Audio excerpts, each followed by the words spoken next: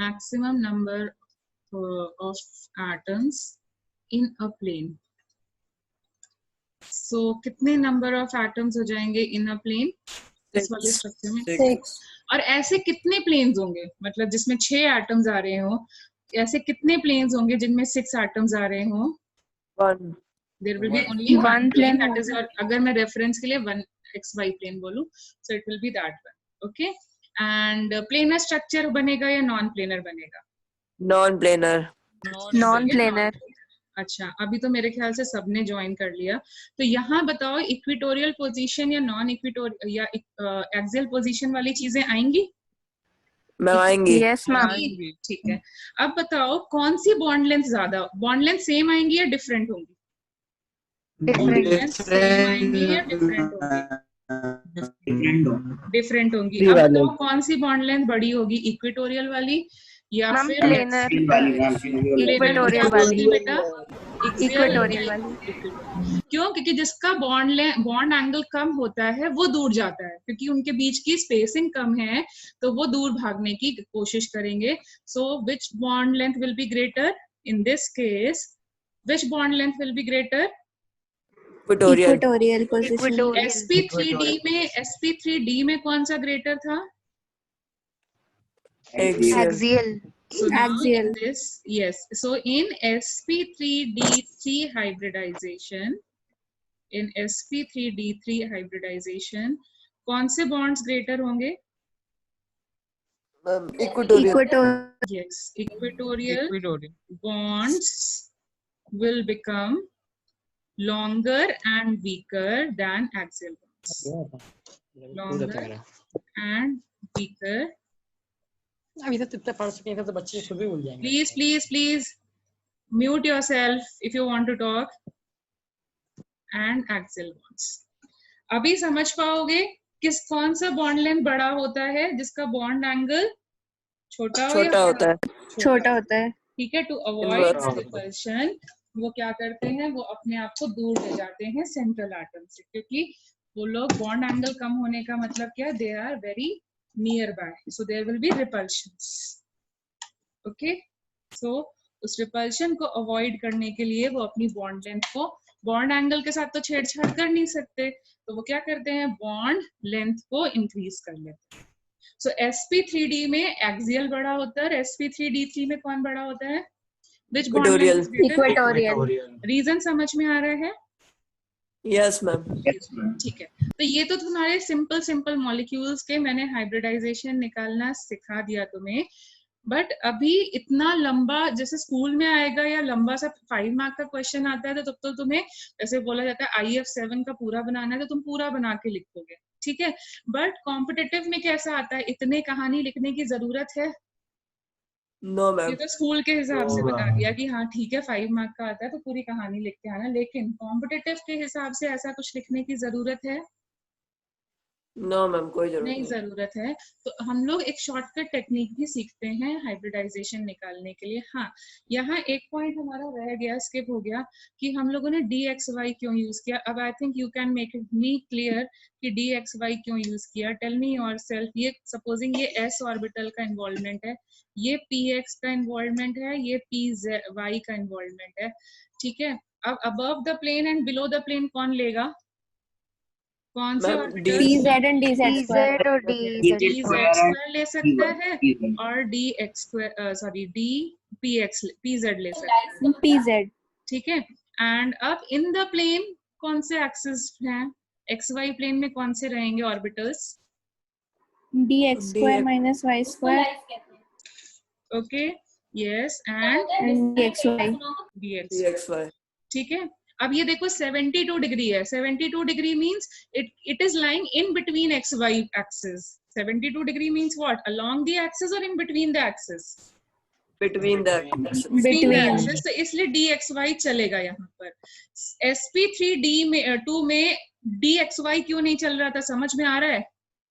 between along the axis, along the axis, तो ये 90 degree चाहिए तो तुम्हें along the axis ही जाना पड़ेगा ना।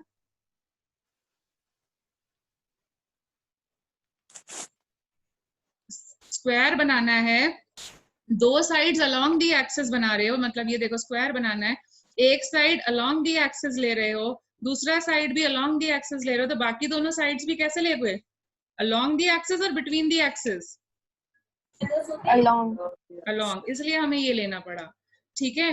बट यहाँ पर क्या है, यहाँ पे 72 डिग्री है, 72 degree will lie along the axis और in between the axis? Between the Between. यहाँ dxy काम कर सकता है? yeah.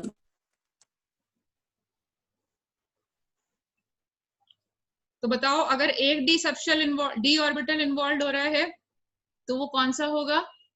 If in sp3d hybridization, which d orbital is involved? dz square. dz square.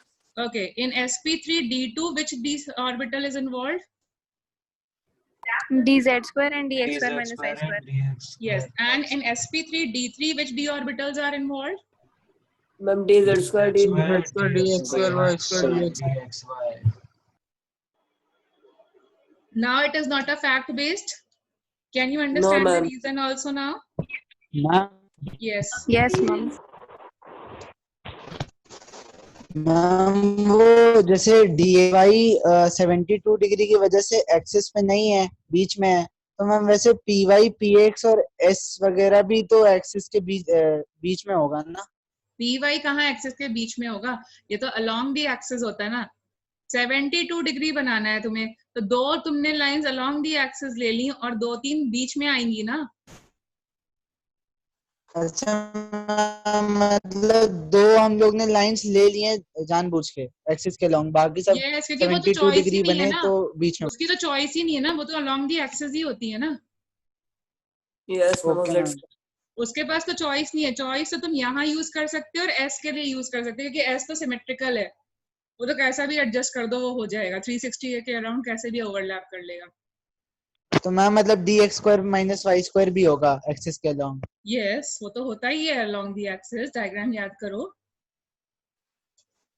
समझ Yes, रहा ma'am. हूँ। ठीक है, ये स्क्वायर था, तो स्क्वायर बनाने के लिए दो साइड्स अगर अलोंग दी एक्सिस गया है तो बाकी भी तो दोनों साइड्स अलोंग दी एक्सिस आएंगी। मैम मैम कंफ्यूजन इस बात की होती है जैसे dx square minus y square आपका एक्सिस है, उसके बगल जो px है वो भी एक्सिस पे है, तो उनके बीच में 90 डिग्री नहीं हो गया? तो 90 डिग्री तो चाहिए हमें स्क्वायर में। मैम हम उसकी बात कर रहे हैं p3d3। तो भाई उनके बीच में dx स्क्वायर वाई स्क्वायर भी तो तुम यहाँ पे लिख दो dxy।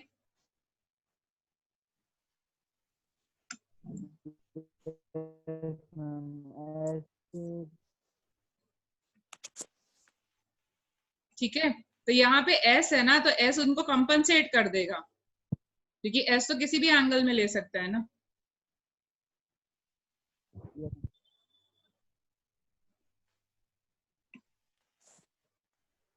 फाइन, सो हाँ, सो अभी ये सब क्लियर हुआ, इतना Yes, पार्ट ma'am. क्लियर हुआ। चलो ठीक है, तो अभी आई वाज टेलिंग यू, ये तो एक मतलब लेंदी मेथड हो गया कि अगर हमें एनसीईआरटी जैसे बुक से पढ़ रहे हैं हम लोग और हमें पूरा लेंदियर वे में देखेंगे तो तुम्हारी बुक में इसी वे में एक्सप्लेन्ड है। बट अगर हम कॉम्पिटिटिव एग्जाम में कर रहे हैं तो अगर इतनी कहानी करने बैठे तो क्या हो जाएगा, हमारा टाइम चला जाएगा और हम लोग मतलब like we could have solve 3 to 4 more questions as compare to solving one question. तो इसलिए हम लोग क्या करते हैं, थोड़ा सा एक शॉर्टकट मेथड पे फोकस करते हैं। सो उस शॉर्टकट मेथड में हम लोग क्या करेंगे, मतलब ये तो इस वे में तो मैंने तुम्हें समझा ही दिया, एक शॉर्टकट मेथड में हम लोग फॉलो करते हैं। तो इस वाले शॉर्टकट मेथड में क्या करना है, पहला स्टेप ये बोलता है identify the central atom, identify the central atom. ठीक है, फिर सेंट्रल एटम पहले स्टेप में आइडेंटिफाई कर दिया। फिर सेकेंड स्टेप में क्या करेंगे, find the number of hybrid orbitals, find the number of hybrid orbitals. अब अलग अलग बुक्स में अलग अलग तरीके से ये क्वेश्चन को एक्सप्लेन किया जाता है। उसमें एक फॉर्मूला लिखा होता है n जैसे मैंने बोला नंबर ऑफ हाइब्रिड ऑर्बिटल्स को रिप्रेजेंट किया कैपिटल एन में, सो उसमें लिखा होता है half times total number of valence electron in the central atom plus monovalent atom minus charge on cation plus charge on anion, ऐसे करके एक लंबा सा फॉर्मूला दिया होता है।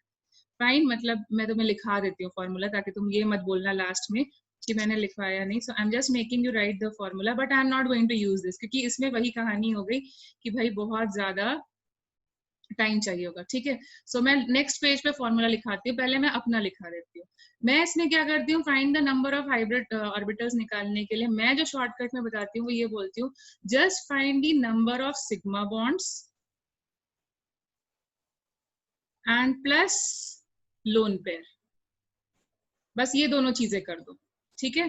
तुम्हारी बुक्स वगैरह में क्या लिखा होगा, इसका एक और फॉर्मूला लिखा होगा n को निकालने का, तो बुक्स वगैरह में ये लिखा होगा half times total number of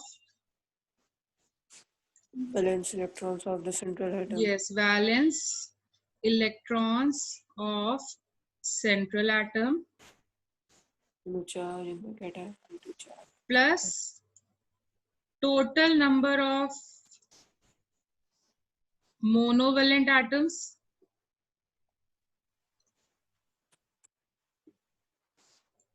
okay minus charge on cation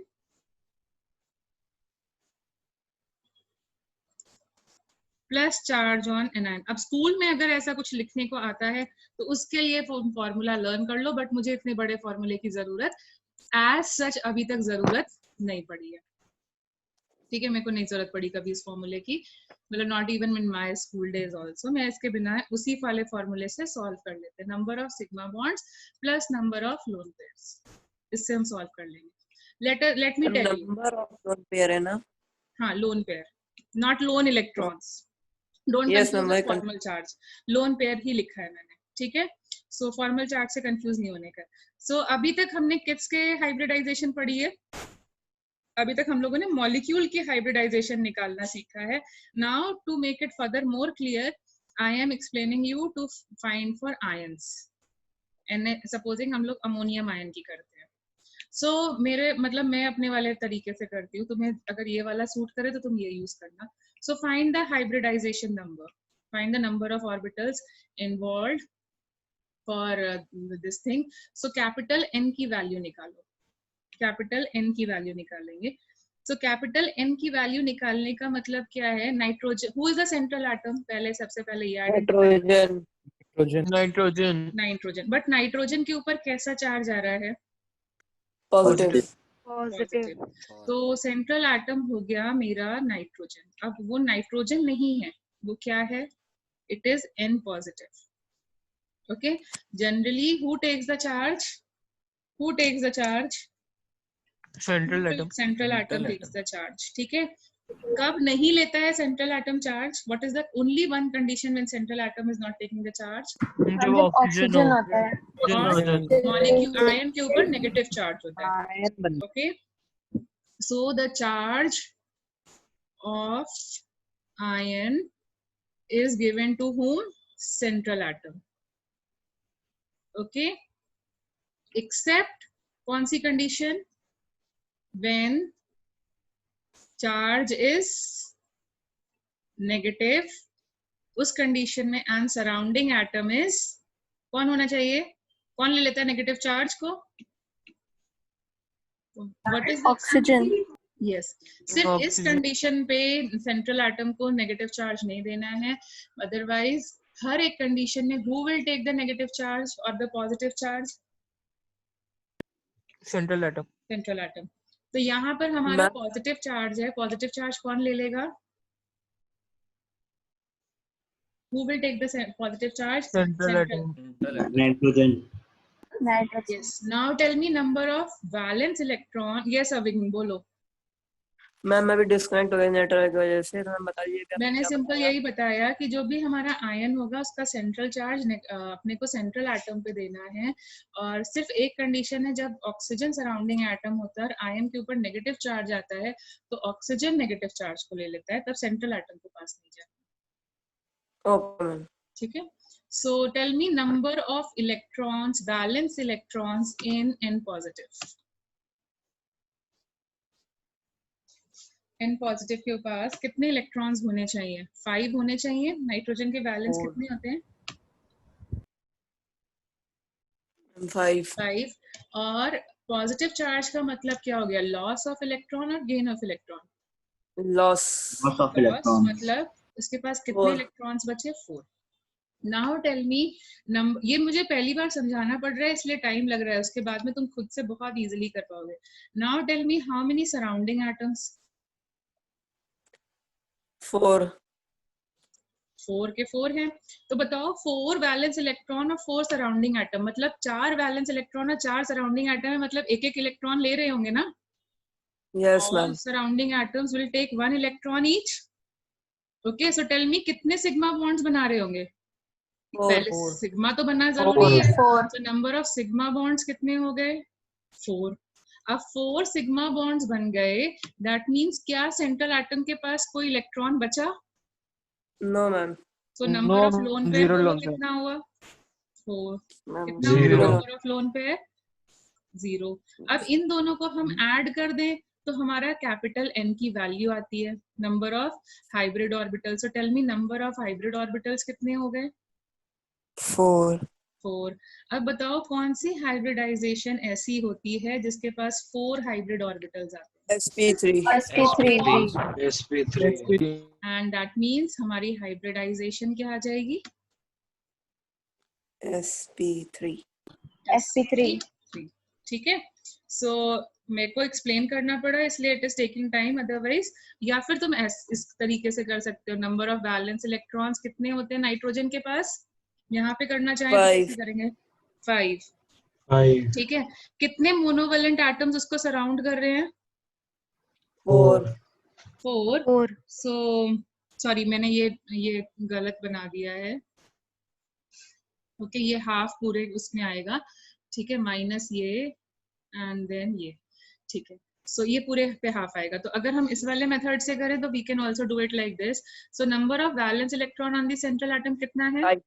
5। And कितने मोनोवेलेंट, मतलब hydrogen is a monovalent atom और डाइवेलेंट एटम? मतलब मोनोवेलेंट एटम का मतलब है सिंगल बॉन्ड बनाता है, डबल बॉन्ड? monovalent तो ये हो गया 4। अब it is not a cation, it is what?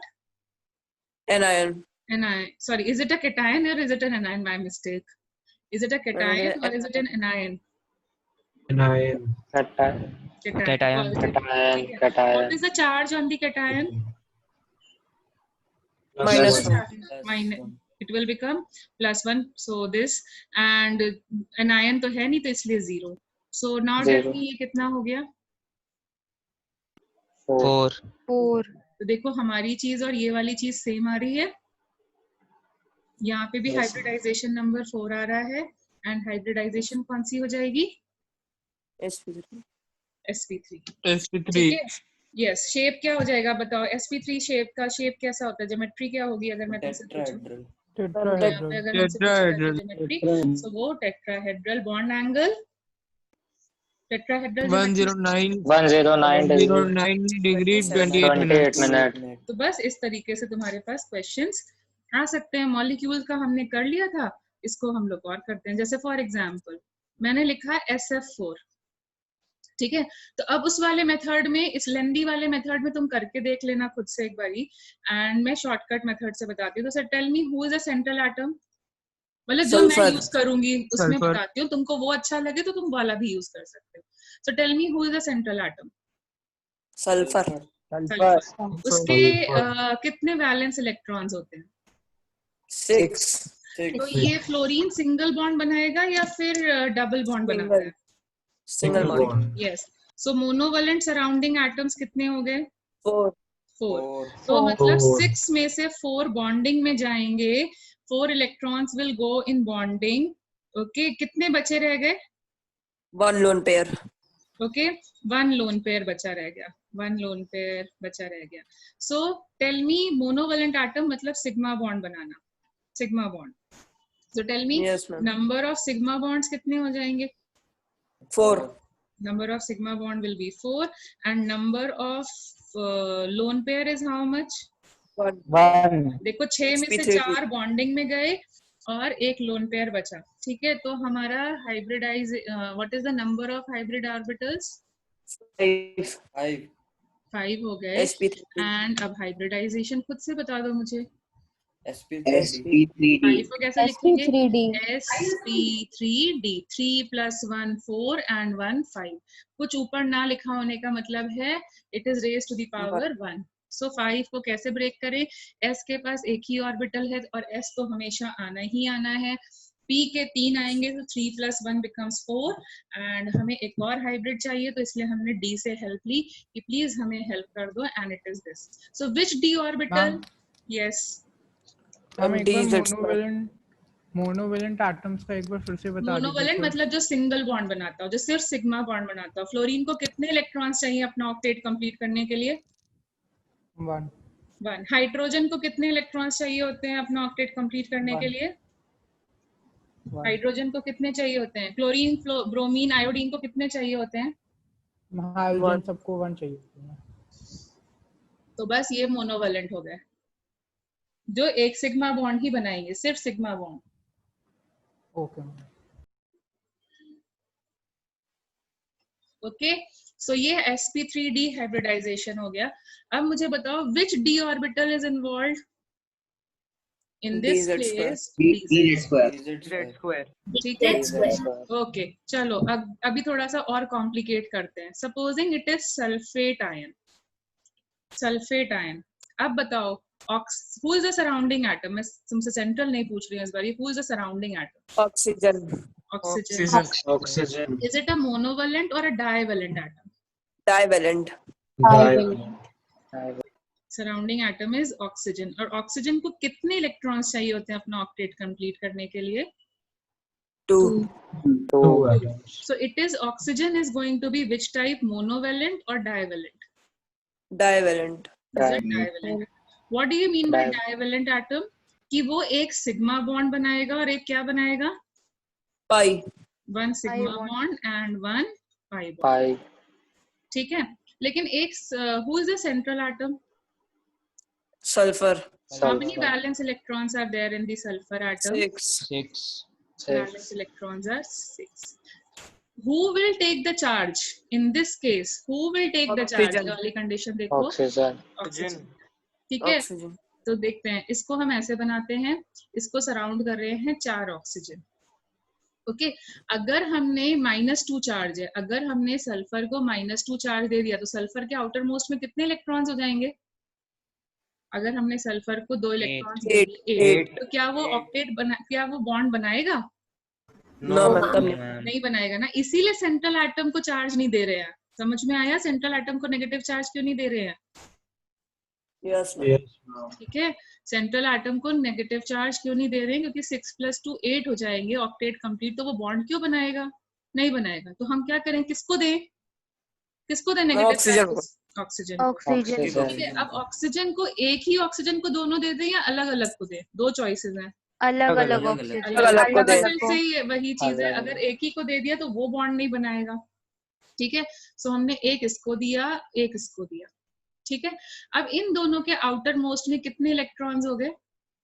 7 मतलब ये कैसा बॉन्ड बनाएंगे? सिंगल बॉन्ड या double bond? single bond. single bond has got 6 + 1 valence electron, मतलब ये सिंगल बॉन्ड बनाएंगे। जो ऑक्सीजन ऐसे हैं जिनके पास नेगेटिव चार्ज हो चुका है, वो किस टाइप का बॉन्ड बनाएंगे? सिंगल बॉन्ड बनाएंगे। और जो बेचारे जिनके पास नहीं है नेगेटिव चार्ज, वो कितने बॉन्ड्स बनाएंगे? Double bond. Class, any one of you facing a problem, please tell me. जो सिंगल, जिनके ऊपर नेगेटिव चार्ज नहीं आया, उनके पास 6 वैलेंस इलेक्ट्रॉन्स हैं, उनको 2 बॉन्ड बनाने की जरूरत है अपना ऑक्टेट फिनिश करने के लिए। इसके पास भी चार्ज नहीं है, इसको 2 बनाने की जरूरत है। और जिनके पास ऑलरेडी एक इलेक्ट्रॉन आ गया है, वो सिंगल बनाएंगे। Shikhar, are you able to get this? yes ma'am good. So what does a single bond stand for? Single bond कौन सा 1 बॉन्ड होता है? sigma Yes, Sigma. single bond represents a sigma bond. Okay, क्योंकि हमारे पास 2 categories आ रही है, मैंने थोड़ा सा लेवल बढ़ा दिया। So single bond sigma. represents only a sigma bond, whereas a double bond represents 1 sigma 1 pi. Sigma 1 sigma pi. 1 pi. तो हमें हाइब्रिड ऑर्बिटल में पाई की जरूरत होती है क्या? No, ma'am. नहीं जरूरत होती है, बट मैंने तुम्हें बताने के लिए बता दिया, ठीक है। सो अब बताओ इस सल्फर के कितने इलेक्ट्रॉन्स यूज हो रहे हैं? इस सल्फर के कितने इलेक्ट्रॉन्स, 6. बैलेंस इलेक्ट्रॉन्स यूज हो रहे हैं? All 6 are getting used. All 6 No are longer. getting. Okay, so now tell me number of sigma bonds made by this sulfur 4. atom. Made by sulfur. कितने sigma bonds हो रहे हैं? 4. 4. Number of lone pair? 0. No lone pair. All are going in bonding. So what is the number of hybrid orbitals? 4. sp3. Yes, number of hybrid orbitals will become 4 and 4 को हम लोग कैसे लिखेंगे? इसको break करो, s तो आना ही आना है, बाकी क्या बचा? p कितने जा सकता है? 3. So hybridization कौन सी हो गई? sp3. ठीक है। सो होमवर्क आज तुम्हारा यही होगा कि आयंस की हाइब्रिडाइजेशन प्रैक्टिस कर करके चेक करना whether you are able to check it, do it or not. Okay fine. Yes, ma'am. चलो एक और एग्जांपल करें। Yes, what did you say? Ma'am कुछ क्वेश्चंस Ma'am, आप भी thought- भेज देंगे हाँ हाँ, practice Yes. I will be doing it. मतलब इस वीक के बाद I will be doing it, don't worry, just एक या दो दिन की बात और है। So now tell me again, identify the central atom in this case. Nitrogen Nitrogen. Will it take the negative charge? Oh ma'am No, ma'am. It will take oxygen oxygen. What is the valence electrons of nitrogen? 5. 5 अभी draw करो, mind में अपने draw करो structure. Oxygen 3 है, mind में draw करो। Negative charge किसको दे? Oxygen को ऑक्सीजन को। और एक नेगेटिव चार्ज है ये वाला। सो नाउ टेल मी कैसा बॉन्ड बनेगा इसके, इस वाले नेगेटिव वाले? Single bond. Very good. इनके बीच में double bond Double. Double. So now tell me nitrogen के कितने इलेक्ट्रॉन्स यूज हो गए? 5. 5 lone pair left. No, ma'am. No, ma'am. Number of sigma bonds बोलो कितने हैं यहाँ पे? 3. sp3. ठीक है। तो एक्चुअली मैं ऐसे भी बोलती हूँ कि नंबर ऑफ सिग्मा बॉन्ड निकालने का सबसे बेस्ट तरीका क्या है पता है क्या है? कि नंबर ऑफ सेंट्रल एटम्स निकाल लो, सॉरी सराउंडिंग एटम्स निकाल लो, क्योंकि सराउंडिंग एटम तभी आएगा ना जब तुम्हारे पास सिग्मा बॉन्ड से अटैचमेंट होगी। तो हम लोग ऐसे Yes. भी बोलते हैं इसको कि नंबर ऑफ सिग्मा बॉन्ड निकालने के लिए या फिर नंबर ऑफ सराउंडिंग एटम लिखो। देखो जितने भी एग्जाम्पल्स मैंने तुम्हें कराए हैं, यहाँ पे बताओ सराउंडिंग एटम कितने थे? कितने थे सराउंडिंग एटम्स? 4। और सिग्मा बॉन्ड्स कितने बन रहे थे? 4। ठीक है। यहाँ पर देखो सराउंडिंग एटम कितने हैं? Again 4. सिग्मा कितना बना? 4. 4। यहाँ पे सराउंडिंग एटम कितना है? 4। सिग्मा कितना बना? 4. यहाँ पे सराउंडिंग एटम कितना है? 3. और सिग्मा कितना बना? 3. 3। और अभी लोन पेयर के लिए देखो, लोन पेयर कितना बनेगा? 5 के 5 बॉन्डिंग में चले गए तो कितना? 0. तो नंबर ऑफ हाइब्रिड ऑर्बिटल्स कितना हो गया? 3.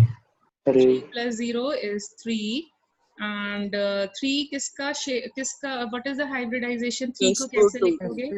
sp2. ब्रेक करो, s के साथ 1 बॉन्ड जाएगा एंड बाकी बचे कितने? 2, तो p के साथ 2 जाएंगे, तो 2 plus 1 becomes 3. What is the geometry of this shape? ये तो हमने करा ही है। diagonal planar Triangle. Triangle planar. Okay. And what is the bond angle of such structures? 120 degree 120 degree Bond angle is 120 degree. Okay. And is it a planar structure or a non-planar structure? Yes, ma'am. Planar. planar तो बस इस type के questions तुम्हारे पास hybridisation से आएंगे। ठीक है। Can you get the hybridization निकालने का तरीका भी? yes ma'am Yes. ठीक है। Yes, ma'am. अच्छा, अभी तक हम लोगों ने क्या किया, हमारे पास सेंट्रल एटम एक ही होता था, बट कार्बन कंपाउंड्स में more than one central atom भी पॉसिबल हैं, जैसे इथीन, इथाइन के केस में। C2H. यस, सो जैसे for example find the hybridization, तो एक ही एटम के लिए निकालना होता है, होते दो हैं लेकिन हम लोग निकालेंगे एक ही एटम के लिए, क्योंकि hybridization is always expressed for one atom at a time. और अगर क्वेश्चन में स्पेसिफाइड नहीं है, जो 99% टाइम नहीं स्पेसिफाइड होता है, तो हम किस एटम का हाइब्रिडाइजेशन निकालते हैं, सेंट्रल का या सराउंडिंग का? Central. Central. Okay, and type of overlapping, हमें ये दो चीजें बतानी है, ठीक है। So now I will try to explain this in this. So supposing एक एग्जांपल दिया जाता है तुम्हें, एग्जांपल नंबर 1, ईथेन का, C2H6, you know it is ethane, organic Yes, के तो ma'am. नेम्स क्लियर है ना, ठीक है। Yes, this ma'am. Is ethane. काफी. सो अभी बताओ इसका स्ट्रक्चर कैसा होगा। Ethane stands for carbon carbon के बीच में कैसा बॉन्ड आएगा, Single bond. Single bond. How will you represent it, like this, Yes, ma'am. isn't it? And will this form come in ground state of carbon or excited state? ये Excited ground state. state में आएगा या excited Excited state में बनेगा? अगर हमने ये Excited. लिखा, so there will be two unpaired electrons, two unpaired electron मतलब सिर्फ दो बॉन्ड्स बनाएगा, यहाँ दो नहीं चार बॉन्ड्स बन रहे हैं, तो एक्साइटेड स्टेट का मतलब क्या हो जाएगा, इसमें एक और इसमें 2S. 2P. ठीक है। तो ये एक्साइटेड स्टेट रिप्रेजेंट कर रहा है, and this is like 4 bond के लिए क्या चाहिए अपने को, sp3 हाइब्रिडाइजेशन चाहिए होगा ना। Yes, ma'am. Yes, ma'am. ठीक है।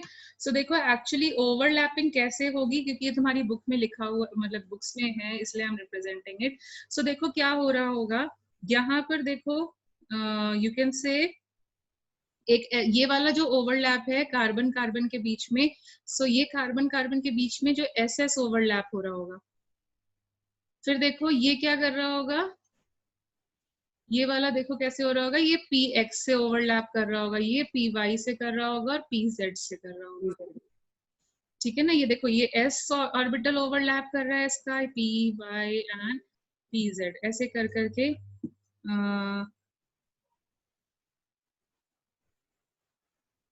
ओके। सो इस वे में ओवरलैप Yes. ओके होगा हमारे पास। तो लेट अस चेक इट कैसे होगा। सो देखो क्या हो रहा होगा कि मतलब जैसे ये मेरा एक कार्बन एटम है, ये मेरा एक कार्बन एटम है, इसका मैंने ये S सबशेल है मेरे पास में, इसका ये S सबशेल है, फिर इधर ये एक PX बना देते हैं, फाइन, एंड ये यहाँ Yes, पर ठीक है, ये दूसरा कार्बन एटम है, इसके भी हम लोग बनाते जाते हैं। सो ये मैं डिफरेंट कलर्स को यूज करती हूँ ताकि तुम्हारे को एक्सप्लेन करने में थोड़ा इजी हो जाए मुझे। ये सपोजिंग PX है, and then we are having PY, ठीक है, and then we are having one PZ, PZ.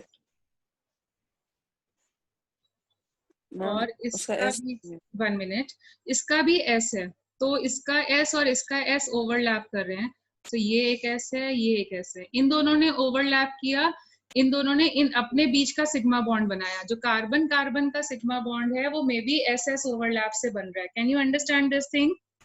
Carbon Yes, ma'am. Carbon का सिग्मा बॉन्ड SS ओवरलैप से बन रहा है, फिर कार्बन Yes, ma'am. हाइड्रोजन का जो बॉन्ड है, कार्बन और हाइड्रोजन का जो बॉन्ड है वो कैसे बन रहा होगा, Yes. हम वो सिग्मा बॉन्ड है. S or P. Yes, Sigma bond. SP overlap, SP overlap. फिर से देखो ये हाइड्रोजन एटम आया, उसने PY ऑर्बिटल के साथ ओवरलैप कर लिया, ये वाला हाइड्रोजन एटम आया, उसने PZ के साथ ओवरलैप कर दिया, फिर से इस वाली साइड में भी एक PZ के साथ ओवरलैप कर रहा है, एक PY के साथ हाइड्रोजन एटम ओवरलैप कर रहा है, और एक PX के साथ ओवरलैप कर रहा है। देखो कुछ इस तरीके से बनेगा। Yes. तो यहाँ पर भी एक सेंट्रल एटम मतलब एक हाइड्रोजन एक कार्बन को चूज करो और टेल मी उसका एक कार्बन के कितने ऑर्बिटल्स इन्वॉल्व हो रहे हैं, किसी भी एक कार्बन एटम को चूज करो। 4 4 का मतलब हाइब्रिडाइजेशन कौन सी यूज हो रही है? sp3 यस, तो यहाँ पर भी हाइब्रिडाइजेशन कौन सी यूज हो रही है? sp3। और ऐसे भी कर सकते हो, चेक करो कार्बन कौन था central atom, who is the central Carbon. atom? Carbon. Carbon has how many valence electrons? 4. How many surrounding atoms are there of one carbon atom? देखो कितने surrounding atom? 4. एक कार्बन एटम को पकड़ो और बताओ कितने सराउंडिंग एटम है? Ma'am 4 है। जिसने 3 बोला था अभी उसको भी दिख रहा है 4 है। यस मैम एक कार्बन सराउंड कर रहा है और 3 हाइड्रोजन ma'am. सराउंड कर रहे हैं। किसी भी साइड को ले लो, सपोजिंग मैंने रेड वाले को ले लिया तो 4 सराउंड कर रहे हैं। तो टेल मी यहाँ पे नंबर ऑफ हाइब्रिड ऑर्बिटल्स हम कितने निकालेंगे? सराउंडिंग एटम्स 4 और 4 वैलेंस इलेक्ट्रॉन सारे के सारे बॉन्डिंग में चले गए तो लोन पेयर कितना बचा? 0 तो क्या हाइब्रिडाइजेशन लिखोगे? sp3 ज्योमेट्री sp3 की ज्योमेट्री क्या होती है? टेट्राहेड्रल। तो टेट्राहेड्रल मींस प्लेनर स्ट्रक्चर और non planar structure? non-planar Non-planar. So that means ethane is a non-planar structure.